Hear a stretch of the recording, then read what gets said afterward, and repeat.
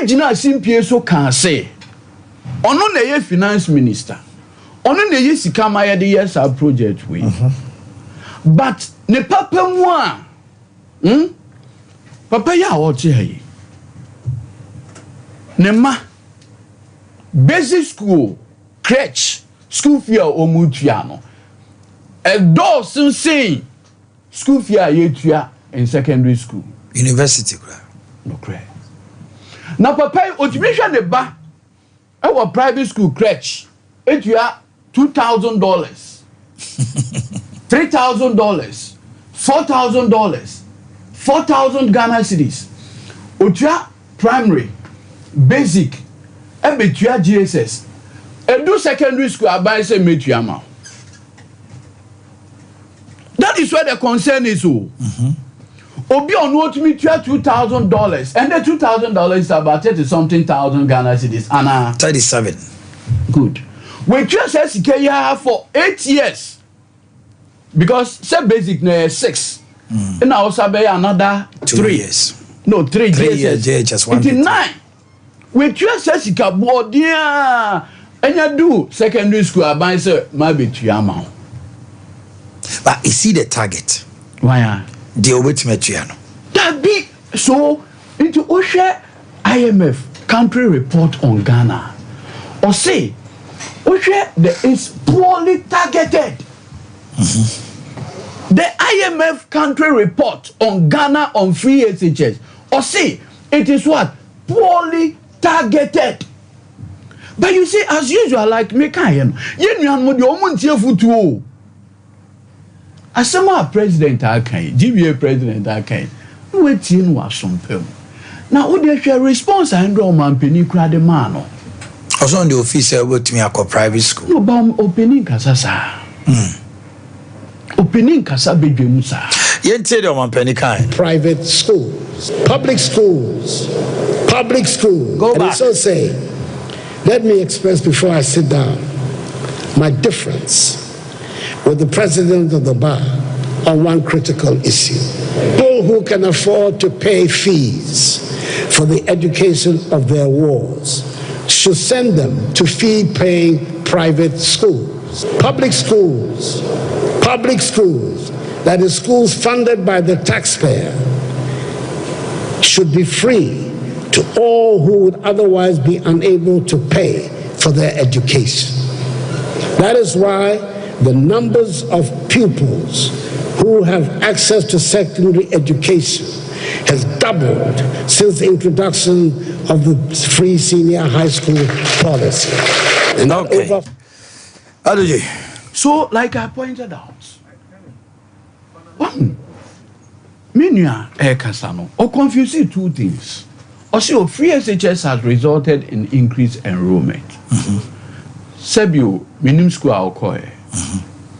But okaya emrana ye GSS ye control ye BC ya result ne ba me O level. Oh sorry media me BC we now me BC oh yeah born before yeah senior follow now be we say ye tro BC no e ba omutumi ka so there is a cut off point. Yeah, aggregate 26 aggregate 36 untimi nko free SHS here by no all those cut-off points.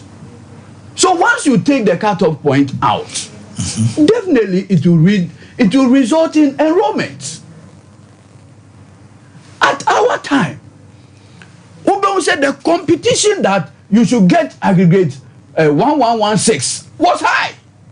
This time, that is no longer a motivation. Because this time round, all those cut-off point, any hobby.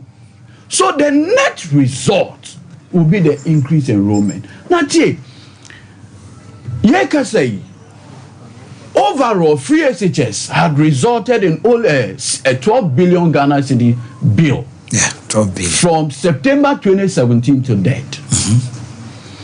Of this 12 billion Ghana cedis, a actual disbursement of 7 billion.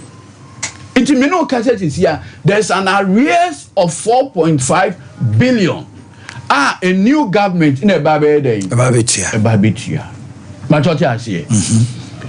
But what is not in doubt? And then see Obia cry and ye few on and they say, yeah, can say the overall consensus and then they say, see na yent nasi stakeholders will be beyond then and bet nasi. Who your parents? Obi oho or your education stakeholder, we teach any. And then send your headmasters is low. Victimization. If you who cross the echo so no enya krana osuro so obeden obeka.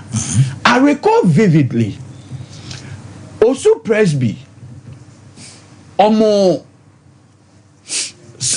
La Presby sorry omo headmaster the initial implementation of free SHS not or you one of the top headmasters are buying a seeking in view.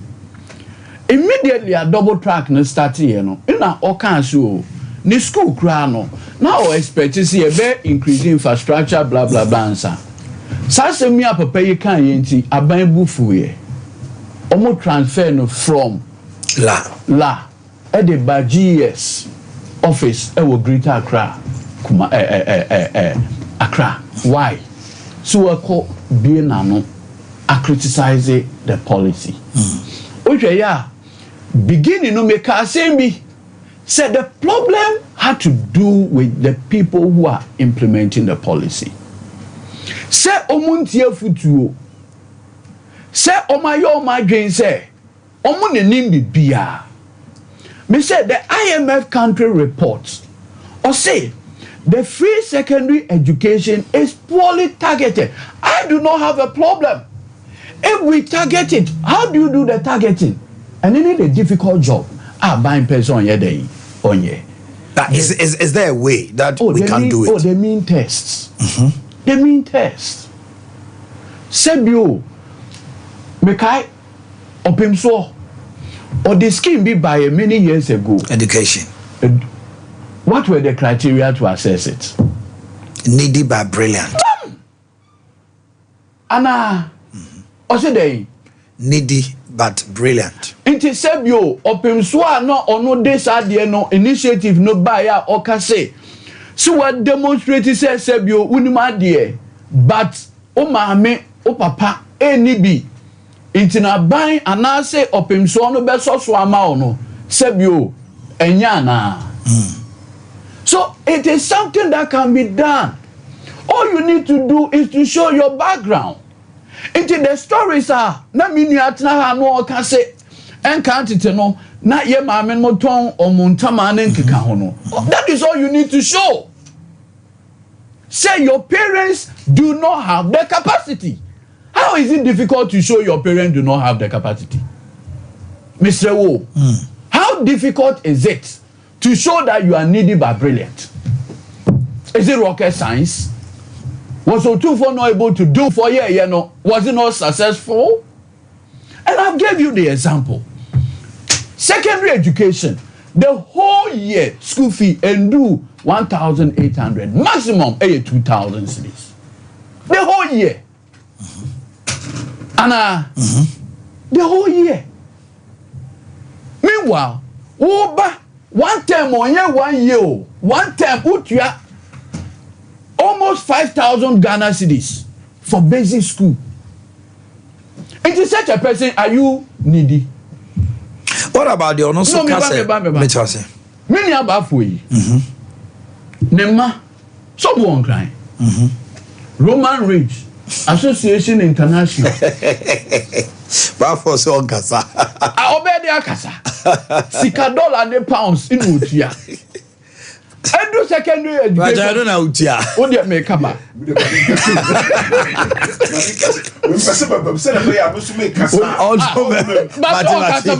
As one kasa. Na me tro, na me tro. Kasa vite. Tieni yo Mr. Wo. Ye kasa yi. Hwe school fee a otua manema. Edu secondary education kwa de ba for so ntimi ntua bio. I just abandoned to Amano. That is all that. Look, kenofori atakaye enwa GBA president esadi tuda the obeye no say ubetie no wasompam. Is there a fear, say, going forward, we could get to a time our funding will become a problem or not? Now, let me tell you something. Let me tell you. We have major social intervention programs at our Mamuha. So I tell you, one, free education, health insurance. Emra yet the health insurance emrano added to honor bam in your sense value added tax should do what? Should be added into it. We are senior journalists, very seasoned. Have you seen any policy document on free SHS? Mr. I am not yet. It was just recently I be Ekoya no one some kind. Perfect. Major intervention like education. No policy document on it. National health insurance. Emra ban here say Ade Akye Abia parliament. In a parliament pass emra. So it is the law that regulates its implementation. Anna. Yeah. You can say free education. Then I regulated the implementation. Sebi. Obroni oyeka onye manual ento. That's right. Mr. Kan. Mobile phone ye any manual. Equipment I will use ye de fia brotie na manual nka ho. Until yet me share. Manual ben in a free education. Baby sound. That is almost the big call. Can you imagine after how many years? 8 years. Abba. All people are asking you to do is to look back. What is wrong looking back? Minya, when people, Sebio, your 1992 constitution, there was some governing principles. Okay. Probity, accountability, transparency. Your counsel to account is to look back, to probe bizarre questions. What is wrong? When genuine people, Sebio Enwa, Utie, GBA president, Okasi enye. Okasi den ye beye, amayama adena ye dey better ana. Eno no bi ape. Biasia yetimu, are we not looking to make things better for ourselves? Is that not what we are doing? That's what we're doing. Eduji. Now, minka bi Manon Simame. Iteno, Oshia. Even international organizations like the IMF and the rest, when they raise issues that the policy is poorly targeted, all they are saying is that with Georgia, we can actually come out with a blueprint, a policy guideline.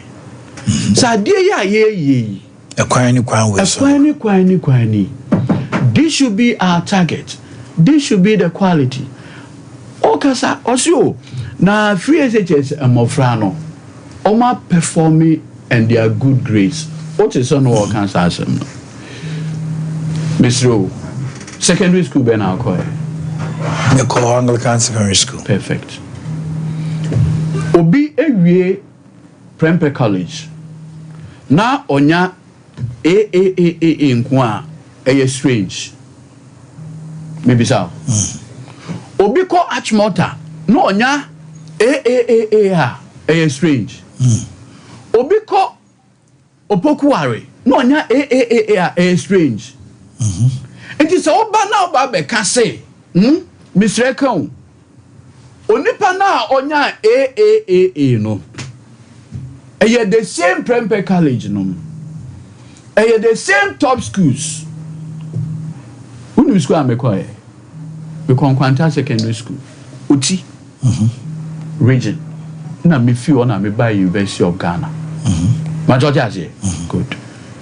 What I am interested in is baby say. Kwanta Sisiano. How is it looking like today? That's how you measure outcomes. All right. Thank you, Edoji. Let me come back to you. And you see, 30 seconds for me. You see, the reason why I am particular about education and setting targets and a way, and then they say, but for education, I'm not sure I'll be in this studio. So if you are doing it, it is well. One thing that easily takes people from poverty. So, oh yeah, apomudia ye health no ye dem ra ye dey. Ade ato. To waste from raton. From raton who guide us. Thank you very much, Edoji. Bafo. But when you say you have one or two about it, then you swing into Galamsey. Okay. Then we look at that also. Omai. So when you say Minu Edoji, on a director of Liga Ma NDC4. That's right. And then the Kasa Wakasa Yinano, actually one thing.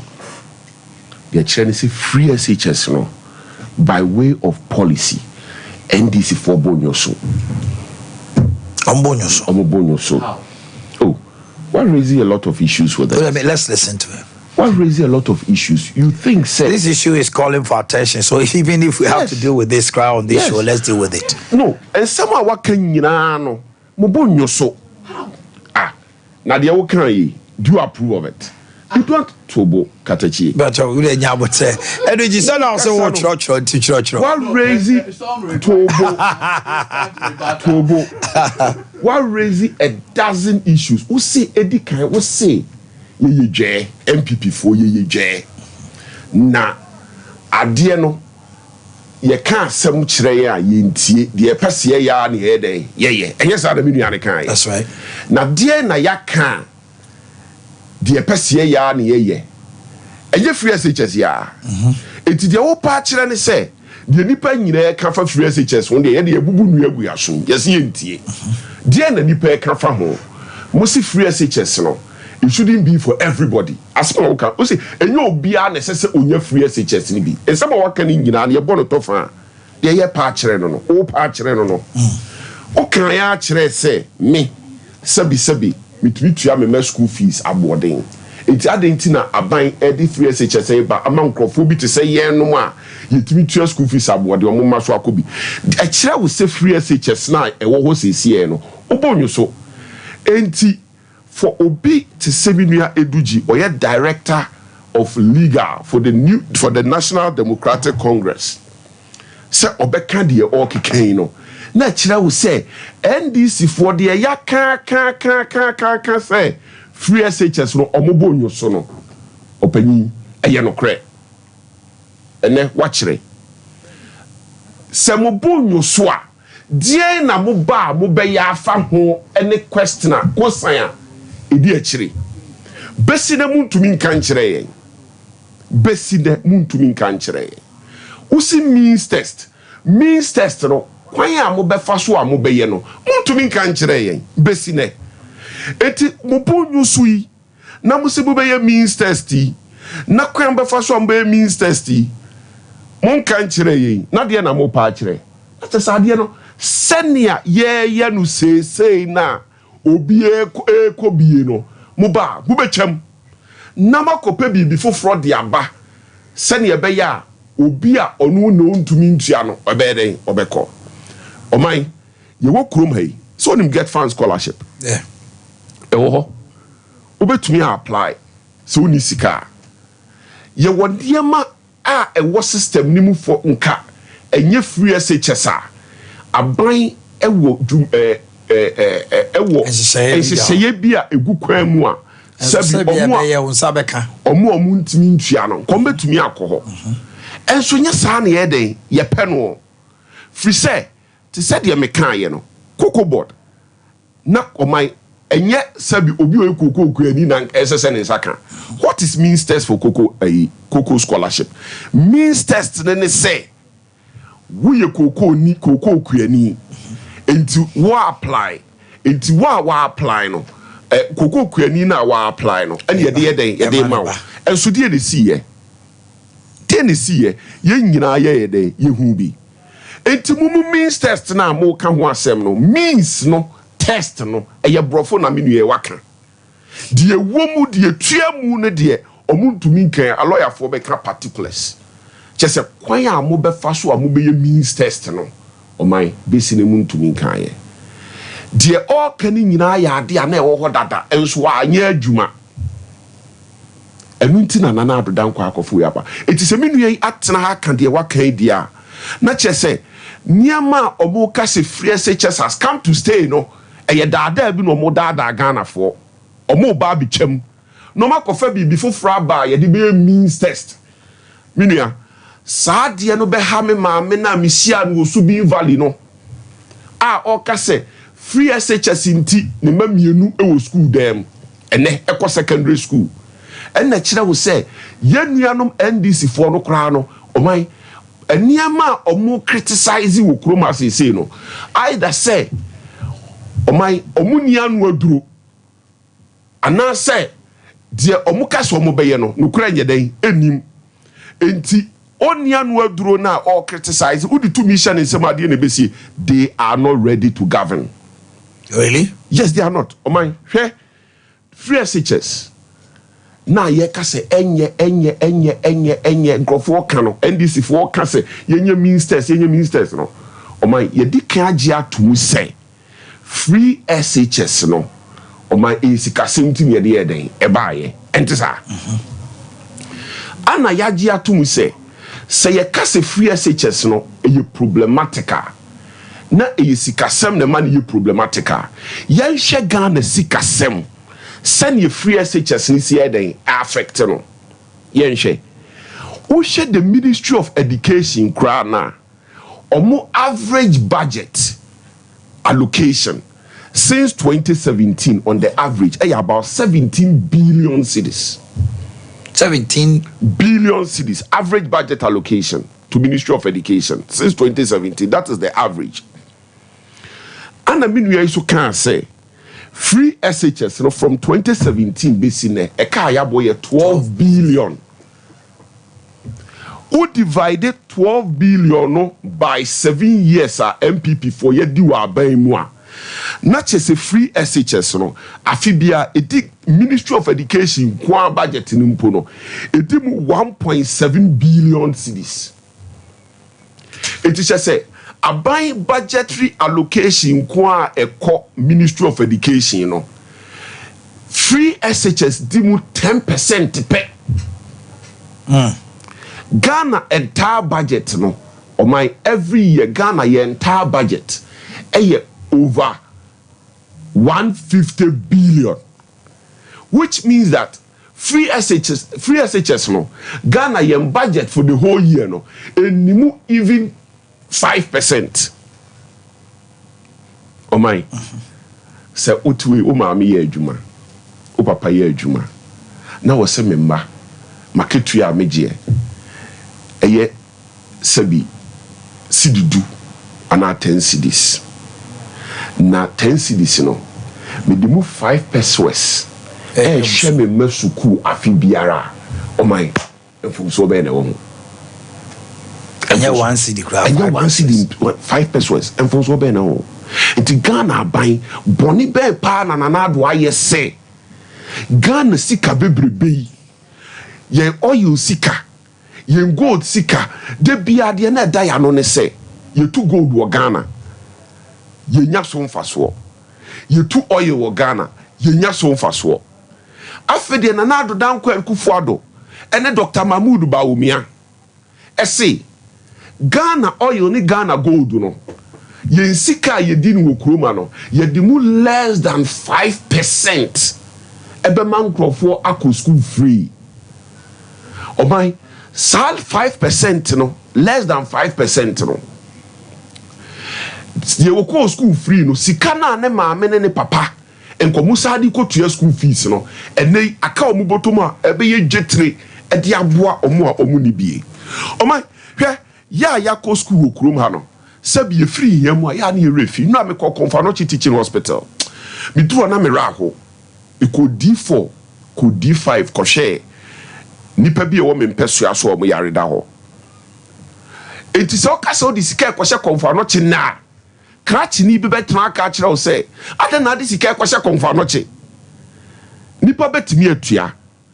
because scratch ni no oye ye no onko Confanoche hospital bio enti onim se ne Confanoche ye den esitie oman okoda Confanoche a wan hwe ade yare foforo be den ebebe fie but o scratch no a wudi ni ko school no wadi ye enti onko Confanoche bio otenkran otimi konya ho clinic otimi call Lister clinic oti Kumasi nso a otimi call hospitals abodi na ewo kuroma ni nti no o ka kire wo se Confanoche de wudi sika ekwohye wa ayeden ye di ye wo kuroma Ghana mrantie ye free hiamu ne ye di ya ye suban no bonsi akotena gated communities enti si ye kum nipa wa abonten a ye se ye mfa ho ye suban no enti wo hye aban budget a odi ko Ministry of Education na de co free as the SHS require less than 10% o my ne bone ne den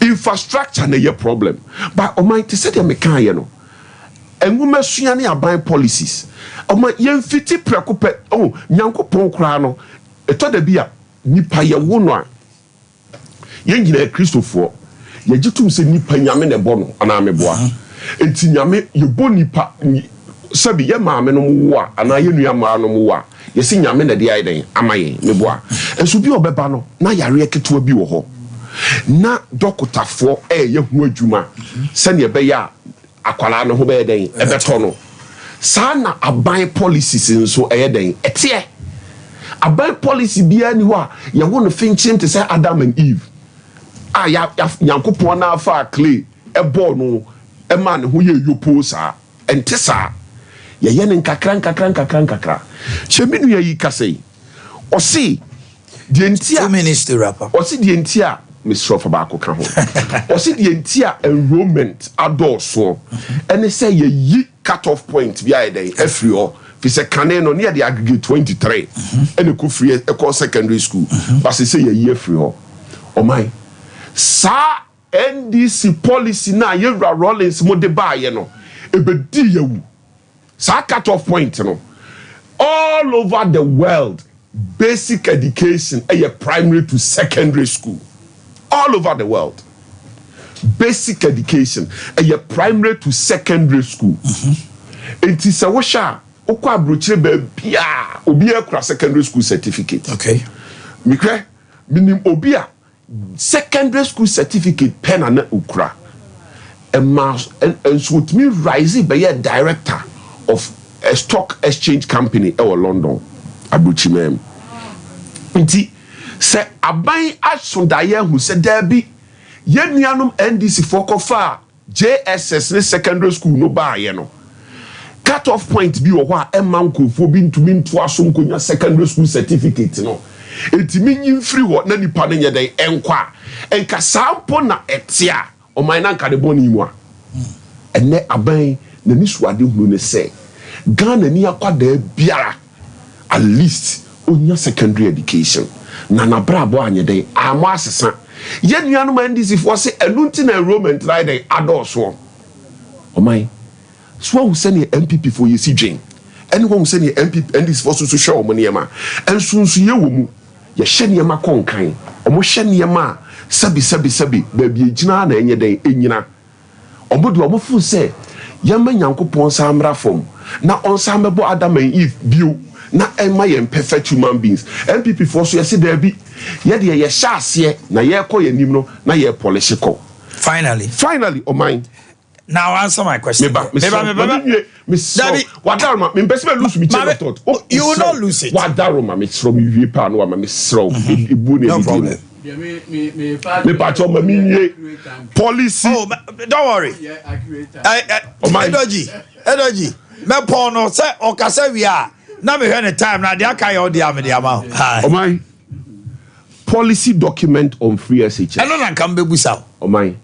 Minwe or confuse niema mienu ade bia no you see enya policy bia na ye de yemra policy document say sector minister ene na pamfo ekuchiri bibi no mo de gu nkrata so a na mo de akọ cabinet na cabinet adosomu na cabinet bobo so na omuji tumwa say ye pese ade no beye mmra na afi ye de parliament so what I say say nya ade a ye hye se beba beye mmra enko parliament enti the fact say ade no enye ade bia ye pese ye mmra nti enko parliament no untu meka se policy document any free SHS one free SHS there minimu asem yie because nyame ye madom ebra minua panyi Dr. Machi Opoku Prempe ewo Ministry of Education a omo ye no me pacho so unse me de minua kuma ne me na me say ne lawyer na me kai very well day a omo deliberate on it na omo ye ya na me nda nyinara na omo koye meeting wo ho na timbi na one nantram okay Saturday bi na me wo baabi didi etina omako break tomuko break no so ba ho be didi e ana wo mi no say ujafo o sha he didi ana ye bo nkomo ana so the whole week e free SHS no ho empopoye ne ye dey okay ye die okay enti there is a policy document for the free SHS and no say o confuse why you be confusing with law e dia mra what tro akose open policy document na won kan ye obi androy na nsen ya ye kan say obi na suggest say yan fanko parliament na nyemra eno nkire say policy document nye dey eni ho but I say Ade you see sometimes the challenge war in having a debate with you and mom war MPP and say almost set of facts are omojidi whether true or false omojidi. I'm in a studio with you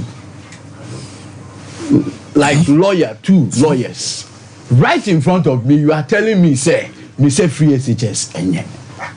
I mean, can you believe this? Right in front of me. Now, how then do you debate with a person who believes that review means cancellation? It is going to be an impossibility. So me, usually, I don't really worry myself having this kind of debate. Oh my. Sebio.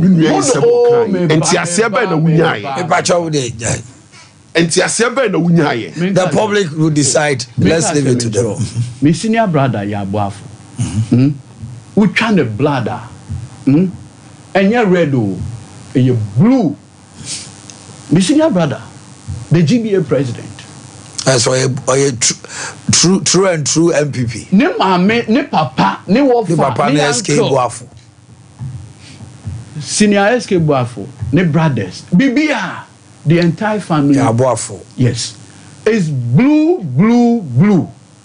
Into also the all cano. So on pay free SHS ana. And then the Gena na make canoe. Sa a hand tie no. Look. Tiensem wona superm. Oh. Den na omoka. Di omoka no. Kwan be so na ebetimi a incorporate. Ni ha making it better. We tien wa superm. Beautiful. We ne dey den. Sompa. Ana. Or Sompa. At the end of the day, the yen na ye pay nyina ne say Ghana be den. Abeko ne ni. It's just the approach, how to do it. The yen na ye pay ne say Ghana will progress.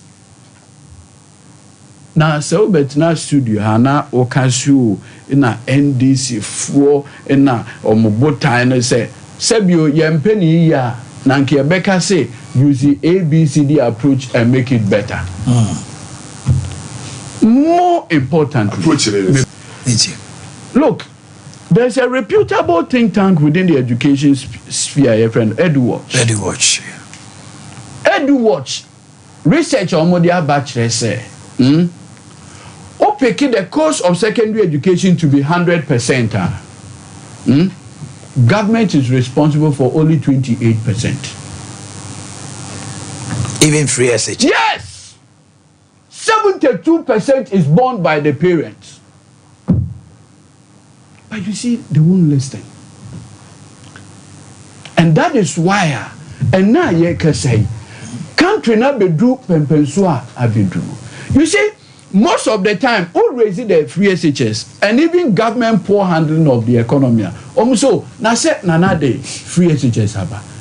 I've demonstrated to you and Opay say the cost of free SHS from September 2017 to date is only 12 billion.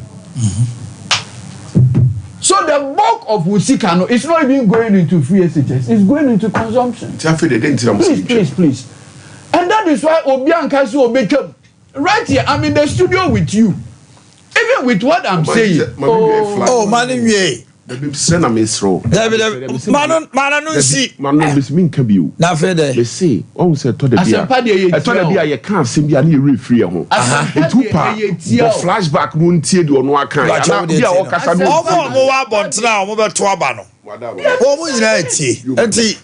Look, Bisano. Say school Baba Shasi. Be a cry. Fantastic. We are parliamentary candidate cry. When will prospectus no? When will be there? Secondary school prospectus when will be? Yes. Wobusi ani bi ama ho se boano. Awofo bi ama ho se prospectus omo de ama yeni. Aban etua. It's not part of going to school. And so if you look at the EduWatch report, it shows say parents are still responsible for 72% of the cost of secondary education. Now, Mr. Bisao. Say Obako tena classroom. Near say you are taking scar your school fees. And no one the cost of training your child. Na wakofa policy be the abase. Oh yeah, double track. And yes, sir. Okay. Obi obet me anticipate. Ahead say Ade, this will be the result. And one dream. And Ade na besim empofrim. Mr. Bisawo for how much they are spending on extra classes. How much they are spending on extra classes. Look, Asemba, Yemfa Dreampa. Near looking at it holistically. I told you something. Say me, I am a product of education. And I did school call every day. I'm for it. But see a bet now, Niashama Obi because of Sebio politics, intino, or say Chinchina Makasi we are mayano, Keno Furiata. Emra Oka say, I will for a bit me Tiano or Yendisini. Was it suggesting that education or free SHS is bad? So what are we talking about? Please, my enkai say, and Crofona Omutie Yeno, Sebio, Omu and Crofon we are day, Omadri a dog. That is the first thing. You see, when you are speaking to an audience and you believe, say, the audience are very intelligent and discerning, you know how to carry yourself. I gave you two classic examples. The finance minister, now the GBA president. Sebio, NDC4. NDC4. Let's be careful. Two, who beside very important question. Who said the fight against Galamsey? You've dovetailed it. I will be 5 minutes now for on that. Yes. By the time no yasut. Machi.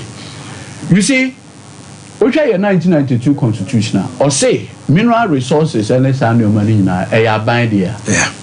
No man penny in a holding in trust for us. Sebio mining a dear Ghana yet for the past 600 years. Near to a good day answer Don Diego de Azambuja. Eba your coast near to. I say your water bodies. I say your water bodies. Good. So it means a methodology. In a essay. Oh, Mammy who say we cried away a product of O level and then count. It means a watch it. Sebio, Pra, River Pra, Birim, Tano, Sananete. Ofin, sana neti. Because approach now you using, that is what is resulting in the current problem. I always say, this Galamsey matter is a matter of leadership failure, nothing more, nothing else. You see, Okonya Omanhene Yaw obejina simpie so aka say, I am putting my presidency on the line. In the next 100 years, only 25 people can become president of Ghana.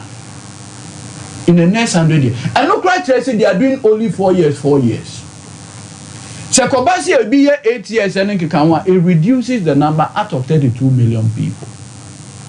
America, 2, 4, 8 years, only 43 people have become president.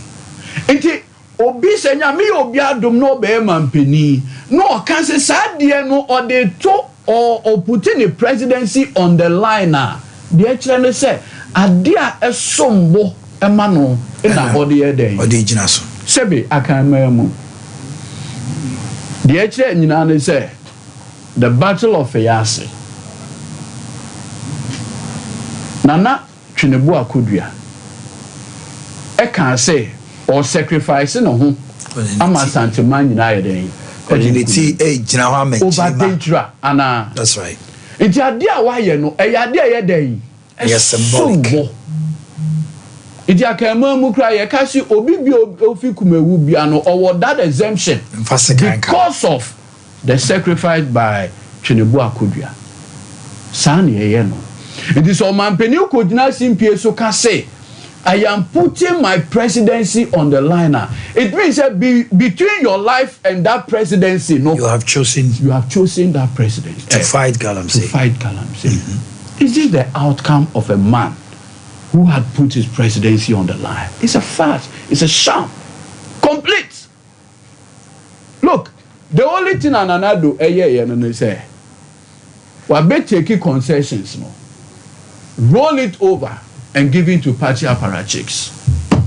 Nothing more, nothing else. Look, let us be serious. Let us not take Ghana for, excuse my language, for a fool. Look, here Kansas is here.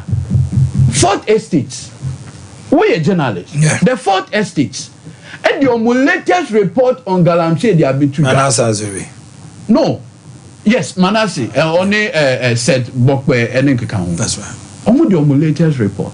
How in God's name can the mayor of Kumasi, Madam for Sompa, in the midst of all this conversation, you still have the courage to put in an application to go and mine in a forest reserve? Now, said your woman Penia, the company called Sam and Jan, who owns it? Now, who cried the woman Penia or so the president and the actor Sadia no sono. Ukraina, Sebio, the president of Kumasi, for want of a better word, is the mayor. Anna, yeah. And I ordinary to me at the Asha. You are in charge of dissect or music, and I send you a friend. At the time, Omanhene said, or the presidency at all line, you are applying to go and mine in a forest reserve. What are you communicating to the people? What exactly are you communicating to the people? And so, you see, I say this, and an internet, me, when it comes to this issue of mining, I think we've gotten to the point where His Excellency the President Nana-Addo Dankwa Akufo-Addo must declare a state of emergency and ban all forms of mining of all our water bodies, be it small scale, whatever. It's an existential threat. You reassess the situation and look for the way forward. Mr. Wu. Yes. Barricade Dam. A principal source of clean water for Kumasi. What is the state of the source of water in Boakye? Very poor, very bad. Why are we doing this to ourselves? And so now, no. Is there no distinction? Is there a special water for MPP members in Ashanti region? No. Into Boakye say, omu treaty water now. Omu treaty nsuo no separate. Omu de ma only MPP members. No mu ya. Omu sa treaty another set separate for NDC members. Is that what happens here? No. Into the akoko so no. Member can't tell me say. Me regional chairman to me here is perfect. Me mayor to me here perfect. At the end of the day, medical reporter ever out is now showing say, ye mamin mu kowo makra na. Ye mamin mu kowo makra na. Defects and deformities. Are coming home with defects. San yoma yi embo ye hu ana. Embo ye hu.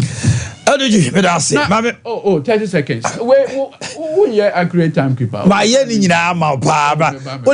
5 minutes. 8 minutes for this. No, initially no. Okay, yeah. Oh my yen. Rebata no. Okay, see you incorporate. Anti me the wood yen in rem. No, so see at the time. No.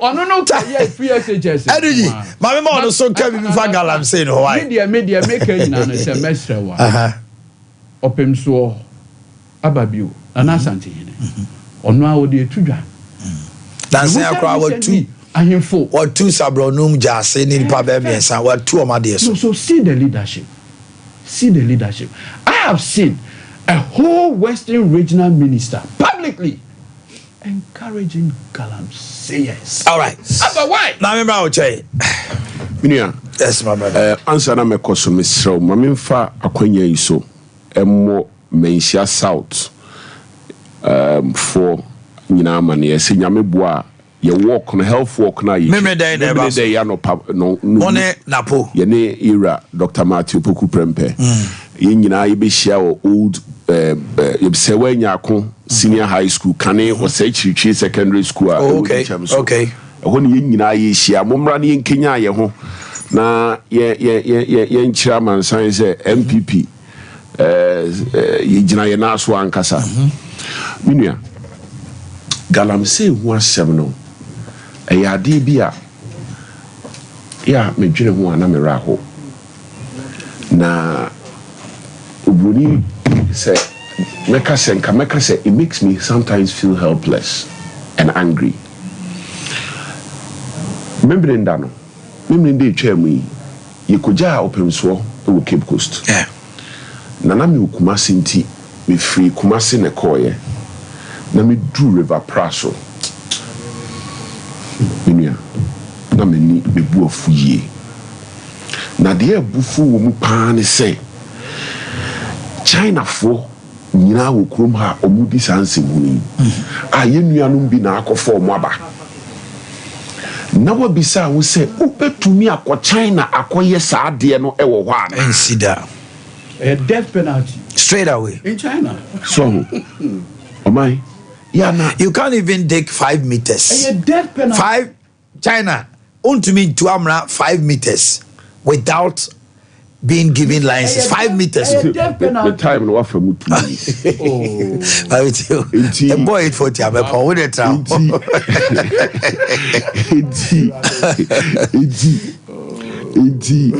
Omai ade bia asefem ye say yensuo no na ye say ebu ye ho animtia ye bu ya ye ho animtia ye wia ya sa dan ye ho akase abrofu mu yen na bede wabu ofiri ni krom a na wunsu a wo no wa ba be sei no ade a wontumi nya wo ni krom no oba be ye wa ha fi se wo hye na chi na omai diama ne we nyina basa e party politics. So se binu ane kasa utie ne kasa na do danko akufuado o ka se ode ne presidency atoso no ampa ode to so o mai o kai sabre no o fighti Galamsey ni gidigidi wo krom ha yen MPP nya hu sunsanso in the year 2020 and you know correct tobo kateti tobo please don't do that o mai pacho Exactly. And so you should not create an impression. Look, of all the major regions are Omuye Galamsey, Nana Addo Dankwa Akufo-Addo won the presidency. Western region, Eastern, Ashanti, Western North. So what are we saying? One say we generalize adeɛ no constituencies ye mining wo ho no ye lose wo ho nyinara MPP lose parliamentary seats e wo sa constituencies ni nyinada. Why is it that they voted for Nana and didn't vote for your parliamentary candidate? You can't blame Galamsey for it. No, but the people say how probably the people felt who MP and on a constituency. Who ye be? Who ye be? Oh ye be. Sorry. It is a Nanado Eka say or the presidency atoswa. Magre ampeni ampa or the toso na MPP nya hu sunsun so. You vote eba for you lose parliamentary seats because MPs may be engaged in that is speculation. No, because the MPs and the people rebel against the MPs who are involved. Oman, that is speculation. Oman, okay.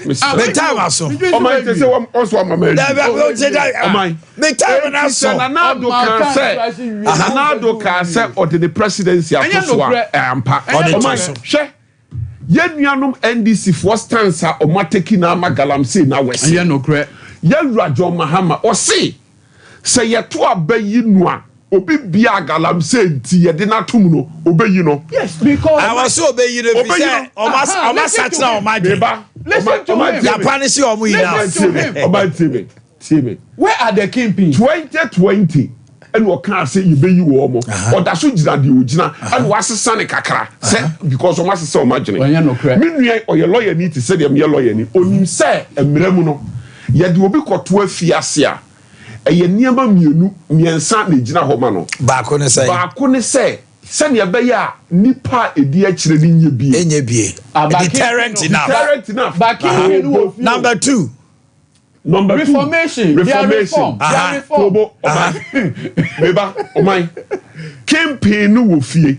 Na so man obeye na ye chew na china se obi suma se be Galamsey ababa be ye. No, it's campaign na. Campaign no yenim no unkoto campaign no se ojina site wo. So te ase. Eti unkoto ne se ojina site wo. Intelligence gathering. Okay. My time is up and this is why I draw the curtain. Happy birthday to Pastor Edupoku Kaichire from Kelvin. Matilda, today is your birthday from Beatrice. Matilda, happy birthday to you, Matilda.